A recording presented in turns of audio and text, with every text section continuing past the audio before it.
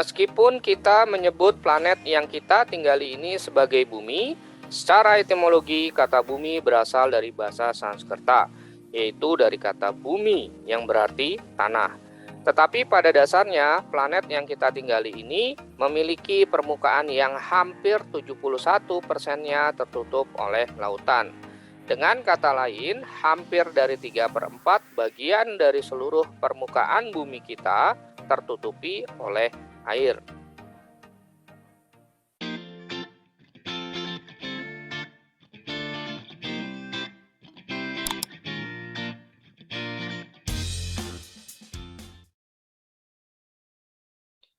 Secara etimologi, kata hidrosfer berasal dari kata hydrosfer, di mana kata ini berasal dari bahasa Yunani, yaitu dari kata hudor yang berarti air, dan sfera yang artinya adalah lapisan atau bulatan.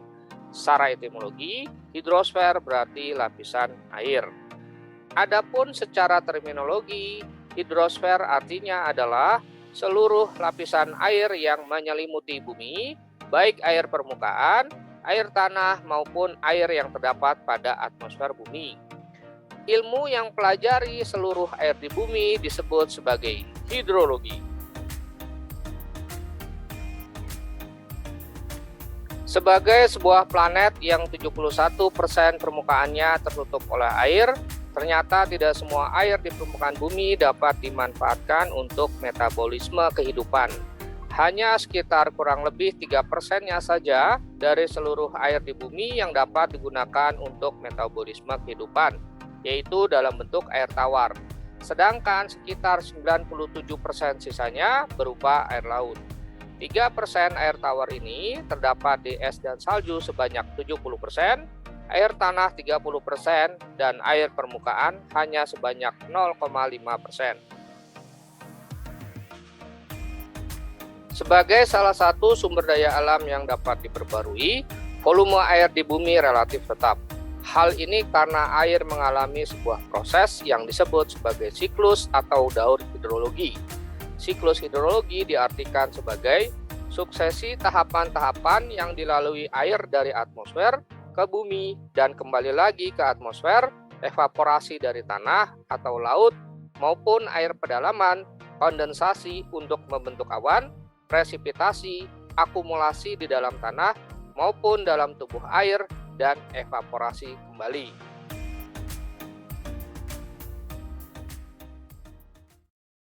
Secara sederhana, siklus hidrologi dapat dibedakan menjadi 3. Yang pertama ada siklus pendek. Siklus pendek terjadi ketika tubuh perairan, misalnya lautan, dipanaskan oleh matahari, kemudian air laut ini akan menguap melalui proses yang namanya evaporasi. Pada ketinggian tertentu, uap air hasil evaporasi ini akan berkondensasi membentuk awan. Ketika awan ini telah jenuh akan uap air sehingga berat, maka akan turun sebagai presipitasi. Dan begitu seterusnya. Intinya adalah siklus pendek terdiri dari evaporasi, kondensasi, dan presipitasi. Adapun siklus yang kedua adalah siklus sedang. Siklus ini terjadi ketika tubuh perairan, misalnya lautan, dipanaskan oleh matahari, kemudian akan menguap melalui proses yang disebut sebagai evaporasi. Pada ketinggian tertentu, uap air hasil evaporasi ini akan membentuk awan melalui proses kondensasi. Yang kemudian awan ini akan tertransportasi oleh angin sehingga awan ini bergerak ke daratan. Nah, dalam keadaan jenuh akan uap air, awan ini akan jatuh sebagai titik-titik air yang disebut sebagai presipitasi. Hasil dari presipitasi ini akan jatuh ke daratan, kemudian mengalir sebagai aliran permukaan yang disebut sebagai runoff, dan begitu seterusnya.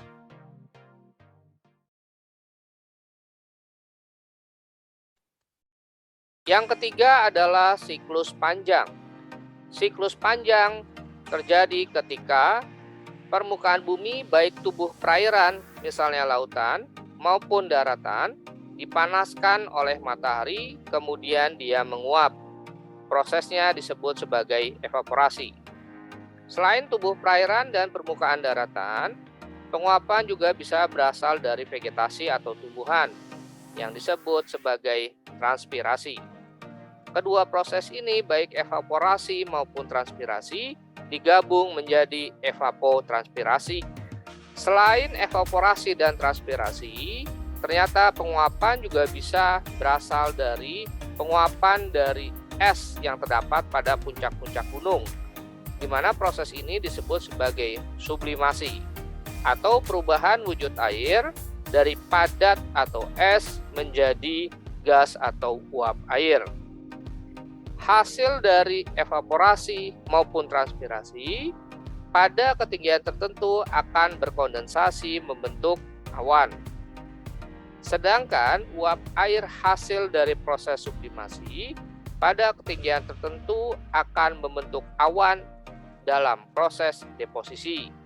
Tetapi awan hasil dari proses deposisi ini memiliki kristal-kristal es sehingga bentuknya lebih atau wujudnya lebih padat. Ketika awan hasil dari proses kondensasi maupun hasil dari proses deposisi dalam keadaan kondisi jenuh akan uap air, kemudian akan turun sebagai presipitasi. Air hasil presipitasi ini akan jatuh ke bumi, kemudian meresap ke dalam tanah melalui pori-pori tanah, melalui proses yang disebut sebagai infiltrasi. Selain melalui proses infiltrasi, ternyata presipitasi juga dapat jatuh ke permukaan vegetasi untuk kemudian tertahan sementara atau dapat diuapkan kembali melalui proses intersepsi. Selain itu, air dari hasil presipitasi juga dapat mengalir pada permukaan tanah yang disebut sebagai runoff atau surface runoff atau aliran permukaan. Air hasil dari infiltrasi kemudian dia bergerak baik secara horizontal, vertikal maupun diagonal menuju lapisan yang jenuh akan air di dalam tanah melewati batas muka air tanah melalui proses yang disebut sebagai perkolasi. Sehingga aliran air ini akan membentuk air tanah yang disebut sebagai groundwater flow.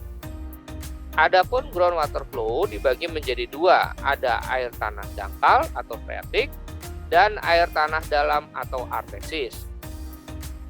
Kemudian aliran bawah tanah ini atau groundwater flow ini akan terus bergerak menuju daerah yang lebih rendah yang akhirnya bermuara ke laut yang kemudian akan diuapkan kembali dan seterusnya. Inilah yang disebut sebagai siklus panjang. Evaporasi merupakan proses menguapnya air dari permukaan daratan maupun tubuh perairan menuju atmosfer bumi. Transpirasi merupakan proses menguapnya air dari vegetasi atau tumbuhan. Kondensasi merupakan proses pembentukan awan atau pengembunan atau perubahan wujud air dari uap atau gas menjadi cair. Presipitasi adalah segala bentuk curahan air yang jatuh dari atmosfer menuju permukaan bumi, baik salju, hujan es, hujan, embun, kabut, dan sebagainya. Deposisi merupakan proses perubahan wujud air dari gas atau uap air menjadi padat atau kristal-kristal es.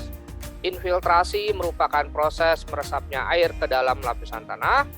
Intersepsi merupakan proses ketika air hujan jatuh pada permukaan vegetasi di atas permukaan tanah tertahan beberapa saat untuk kemudian diuapkan kembali ke atmosfer atau diserap oleh vegetasi yang bersangkutan. Perkolasi merupakan proses pergerakan massa air tanah ke dalam mintakat jenuh di bawah muka air tanah atau water table. Surface runoff atau overland flow merupakan aliran air permukaan atau limpasan permukaan sedangkan groundwater flow merupakan aliran air tanah. Semua ini disebut sebagai unsur-unsur siklus hidrologi. Salah satu kajian yang dipelajari dalam materi hidrosfer adalah air permukaan. Ada apa saja bentuk-bentuk air permukaan? Yuk saksikan pembahasan video materi air permukaan pada video-video pojok berikutnya.